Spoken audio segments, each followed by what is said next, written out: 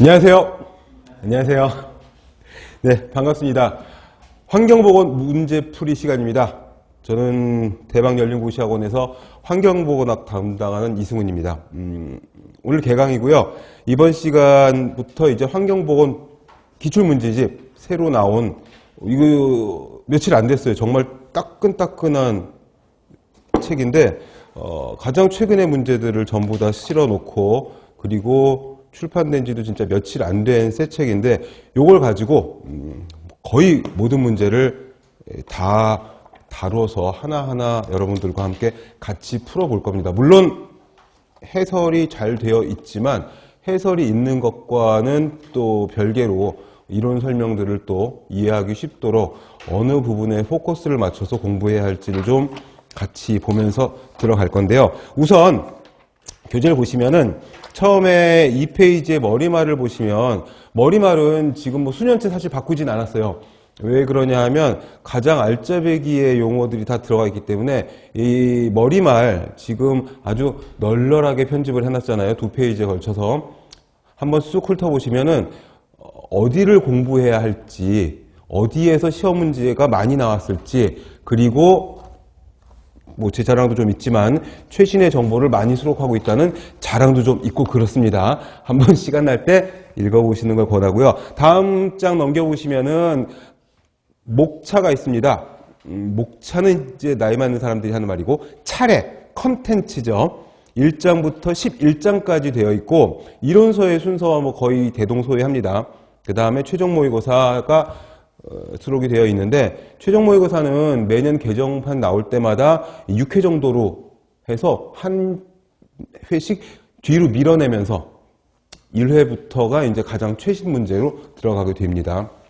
일단 이 챕터 1 들어가기 전에 목차 먼저 보시면, 챕터 1에서 환경과 보건에서 보통 한 문제에서 두 문제 정도 출제가 돼요. 챕터 1에서. 이 부분이 정책도 들어가 있고 이슈도 들어가 있고, 또는 법령과 뭐 정책을 살짝 섞어서, 또는 백서 부분도 살짝 섞어서, 물론 11장이 법규 플러스 환경 백서이긴 한데 1장이 이제 법규 환경 백서와 살짝 좀 겹치는 부분들이 있는 게, 그 국제적인 그 회의라든지 의정서라든지 협정 같은 것들이 또 1장에 많이 들어가기 때문에 요게 이제 11장하고 또 중복되는 부분들이 있거든요. 근데 아무튼 1장이 되게 파트가 무조건 나오는 파트이기 때문에 여기서는 이제 나오는 정책이랑 이슈하고 그 다음에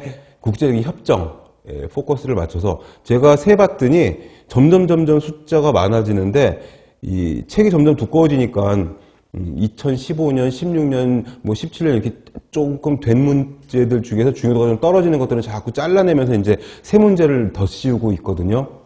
안 그러면 계속 두꺼워질 테니까. 그러고 있는데, 국제적인 뭐지 그거? 의정사라든지 국제적인 협정 문제가 점점 늘어나서 1장에서 한번 세봤더니 18문제인가 뭐 막 이렇게 있더라고요. 그렇게 문제가 많이 나오니까 그 국제협정 같은 것들을 잘 기억을 해 두시고, 일단 지금 챕터는 11개 챕터로 되어 있는데, 지금 한 챕터 다 보시다 보면은 대기 환경도 사실 이것도 한 과목이고, 물도 수질도 한 과목이고, 다 한 챕터가 한 과목씩이잖아요.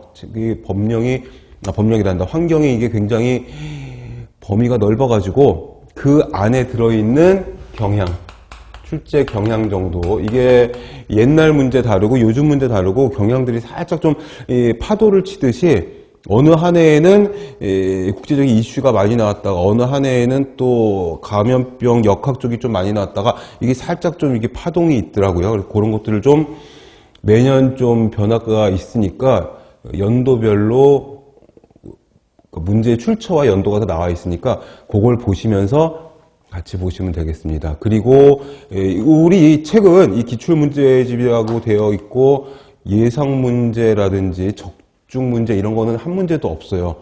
100% 기출이거든요. 그리고 한 13, 14, 15년 이때 좀 된 문제들은 다 버린 문제들이 많은데 14년도 있구나 있기는 14년 거 있는 거는 좋은 문제라서 있는 겁니다. 아무튼 전부 다 제가 직접 보고 복원한 문제들이기 때문에 이건 100% 실제 기출이니까 만약에 우리 문제집에 있는 것과 아주 유사한 문제, 문항과 보기가 굉장히 유사한 그런 문제들이 다른 교재나 다른 출판사 문제집에 있다면 그거는 원본이 우리 문제집이라는 거죠. 매년 출간이 되는 그렇게 생각하시면 될 것 같고요.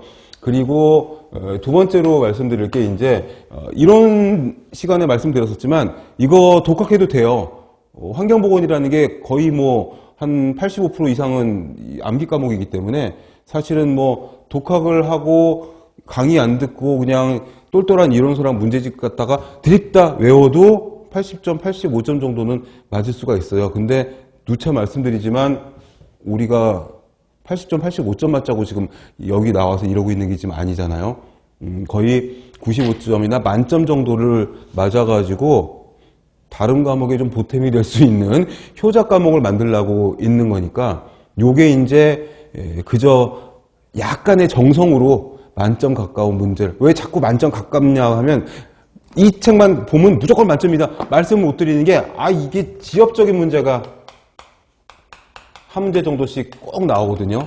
그래가지고 이론서 같이 하고 지금 연결해서 문제풀이를 하시니까 계속 들으시는 말씀이겠지만 법령의 시행령의 시행규칙의 별표 뭐 18에 있는 뭐 그런 수치 같은 게 확 나와버리고 막 이러면은 이건 정말 무슨 뭐 우리가 이 과목 하나만 들고 팔 수도 없는 노릇이고 그런 거가 있기 때문에 항상 95점 정도를 제가 말씀을 드리는데 뭐 그래도 그런 문제들 고르는 팁을 또 제가 알려드렸었죠. 속어식으로 나머지 3개 확실하게 틀린 것들 긋다 보면은 아무리 지엽적인 수치가 나오더라도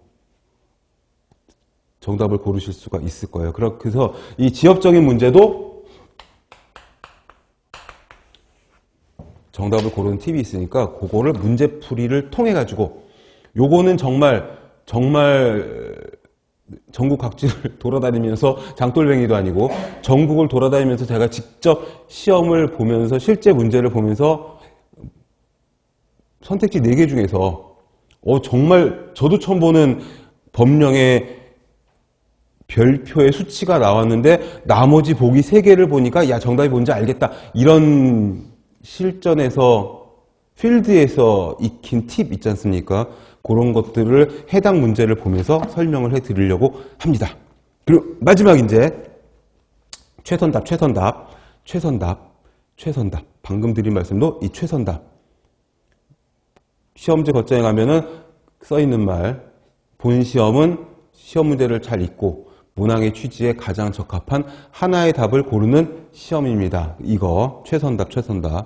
그래서 정답에 가장 가까운 거 고르는 거라는 거. 아무리 시험 보고 나서 우리가 시험지를 들고 나오지 못했으니까 100% 정확한 문제를 가지고 레퍼런스를 찾아가지고 이의제기를 하려고 해도 출제자들은 다 본인들의 주최 측의 디펜스 거리를 다 레퍼런스를 찾아놓고 문제를 내는 거거든요. 그래서 웬만하면은 잘 먹히진 않는데 그렇기 때문에 우리가 최선답을 고르는 융통성 있는 사고를 가지고 문제를 접해야 된다는 거죠. 이게 사실은 단순한 게보다 훨씬 더 중요하고 훨씬 더 어려운 내용일 수가 있다는 거. 그리고 아까 말씀드렸지만 해설, 뒤에 모의고사 파트도 그렇고 그리고 우리 BTV 출판사에서 굉장히 중복되는 걸 너무너무 싫어하셔가지고 해설을 되게 많이 좀 자르긴 했는데 그래도 문항의 해설이 되게 잘 돼 있어서 이 해설 자체로 이론 공부를 하실 수가 있어요. 그래서 제가 그런 거 이것저것 막 들춰보는 거 너무 싫어해가지고 이론서를 옆에다 펼쳐놓고 문제집 보면서 이 문제에 해당되는 이론을 이론서에서 찾고 막 이러는 거 귀찮아가지고 해설을 아주 그냥 문제보다 더 몇 배로 길게 어떤 문제는 해설이 뭐 2페이지, 3페이지짜리도 있거든요. 필요해서 넣은 거니까 해설이 길다면 이거 중요한가 보다, 뭔가 할 말이 있나 보다 생각하시고 공부하시기 바랍니다. 그리고 마지막으로 카페, 네이버 카페 뭐였지? 공중보건, 환경보건, 스터디, 여기도 되고 아니면 네이버 진통 카페도 되고 뭐 학원 게시판도 되고, 제가 아침에 일어나면은 사실 아침에 안 일어나고 전 새벽에 일어나는데 나이 먹으니까 이제 새벽잠이 없어가지고 항상 해 떨어지면 자고 이렇게 막 껌껌할 때 깨가지고 왔다 갔다 하는데, 한 바퀴 도는 게 이제 눈 뜨자마자 하는 루틴이니까 24시간 안에는 질문대에 답변이 올라갈 겁니다. 그리고 그것도 못 기다리겠다 그러면 그냥 카페에서 검색을 해보시면은 작년, 재작년, 수년 전에 똑같은 게 궁금해서 답변을 올렸다가 제가 해설을 달아놓은 거를 게시물을 찾으실 수가 있을 거예요. 거의 뭐 환경보건의 지식인 카페처럼 돼 있어가지고 찾으시면 웬만한 거 다 나옵니다. 질문이 많이 들어오는 그런 문제들은요. 그래서 보시면 되겠습니다. 그리고 이제 챕터 1의 8페이지 1번부터 이제 들어가 보도록 하겠습니다. 자, 1번 문제 보시면은요, 올해 거죠. 급성물질이 포함된 배수의 희석액에 일정 기간 물고기를 노출시켰을 경우 그곳의 물고기가 50% 죽을 수 있는 치사 농도라고 되어 있는데, 이 문제가 유사 문제가 작년, 재작년에 한 번씩 다 있었어서 질문이 또 들어왔었거든요. 근데 이게 여기 24년에 전북 환경구급으로 똑같이 또 나왔어요. 근데 LC50이냐 TLM이냐, 뭐 50% 죽을 수 있는 농도 이러니까 LC50인데, 그 밑에 해설 보시면 그 정의 그대로, 해설의 정의 그대로 배수의 희석액에 일정 기간 물고기를 노출시킨 경우, 단서도 똑같아요. 급성물질이 포함된. 이 문제를 그대로 복사에다가 해설에다 붙인 게 아니라 이 TLM의 정의를 찾으면은 요 해설이 나와요. 이론서에. 그래서 그대로 문제를 냈구나 생각을 하시면 됩니다. 이런 문제는 헷갈리시면 안 되고, 사실 헷갈릴 수가 있어요. LC50도 반수치사 농도니까 헷갈릴 수 있는데, 그렇게 생각하시면 1번을 틀릴 수가 있는 문제니까 그렇게 보지 마시고요. 2번으로 가겠습니다. 환경 보전에 대한 설명으로 가장 옳지 않은, 가장 말, 이런 말 들어가면은, 살짝 이것도 디펜스인 거죠. 출제자가. 자, 1번 보시면, 스톡홀름 72년 국제인간회의에서 인간환경 선언을 했다. 예, 맞는 복이고요. 공기와 물 등 자연 생태계를 포함한 지구의 천연자원은 적절히, 이것도 뭐 당연한 얘기, 이치에 맞는, 사리에 맞는 얘기. 3번 보시면 범세계적인 문제라기보다는 한정된 문제. 환경은 월경성이 있다 그러죠. 월경성. 국지성이 아니라 경계를 넘어간다. 국경을 넘어간다. 뭐 이렇게 얘기하거든요. 월경성이 있는 거기 때문에. 그렇죠. 뭐 중국발 미세먼지가 우리나라로 오나. 그죠. 그 후쿠시마에서 이 원전수가 태평양을 한 바퀴 돌아가지고 서해 쪽으로 우리나라로 뭐 돌아오거나 뭐 그렇게 이야기를 하는 거죠. 그러니까 한정된 문제, 얘가 틀린 거고, 4번은 맞는 복입니다.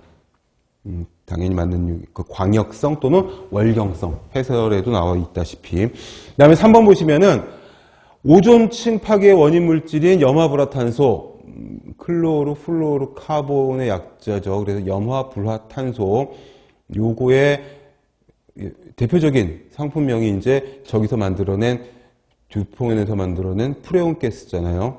이걸 규제하기 위한 국제협력. 국제협력 문제 3번부터 벌써 하나 나왔잖아요. 이거 제가 다 세봤더니 18인가 뭐 그렇게 되더라고요. 챕터 1에서만. 그래서 해설 읽고, 선택지에서 고르고, 해설 또 읽고, 계속 반복해서 읽는 수밖에 도리가 없다. 연도까지 뭐 다 외우고 이럴 수는 없지만 순서 정도는 외워야 되고, 주제, 키워드는 꼭 외우셔야 된다라는 겁니다. 그 다음에 4번 문제도 역시 올해 문제인데 이거가 지금 환경공학 문제로 되어 있잖아요. 환경공학이랑 환경보건을 같이 보는 시험에서 어쩔 수 없이 저도 환경공학 문제를 같이 보게 되는데 7, 8문제 정도는 범위가 거의 같아서 그래서 이거는 환경보건학에서 풀어도 될 문제 뭐 이런 것들이 있어서 옮겨 담았습니다. 생태계 내의 물질 순환 중 질소의 순환에서 이거 공기 중에 존재하는 유리질소 안정된 따로 떨어져서 돌아다니는 유리질소를 반응성이 큰 화합물로 전환시키는 거 요게 질소 고정이에요. 질소 고정. 질산화는 암모니아성 질소가 호기성 조건에서 아질산성 질소가 됐다가 질산성 질소가 되는 게 보기 3번의 질산화고, 탈질산화는 혐기적 조건에서 일어나는 적이죠. 많이 나오는 게 3번의 질산화인데 이게 질산화랑 헷갈리라고 낸 그런 문제 같은데 얘가 이렇게 가는 거죠. 그래가지고 호기적 조건에서 여기서 니트로소모나스 나이트로박터 쓰자.